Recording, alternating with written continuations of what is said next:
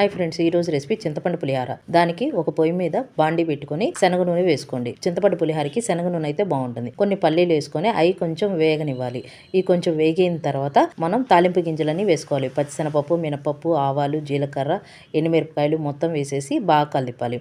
ఇప్పుడు పచ్చిమిరపకాయలు చీల్చి జస్ట్ లైట్గా చీల్చేసేసి ఒక 10 పచ్చిమిరపకాయలు వేసుకోండి. కొంచెం సన్నగా కట్ చేసిన అల్లం ముక్కలు, కరివేపాకు, కొంచెం పసుపు కూడా వేసి బాగా కలిపాలి. ఇది కొంచెం వేగిన తర్వాత ఇంగు కూడా వేసుకొని బాగా కలిపాలి.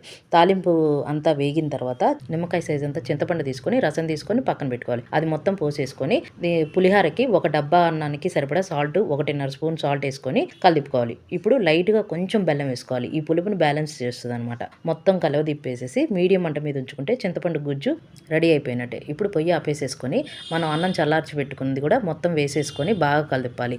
ఈ చింతపండు గుజ్జు అంతా అన్నానికి పట్టేలాగా కలిపితే ఎంతో రుచికరమైన టేస్టీ అయిన చింతపండు పులిహార రెడీ.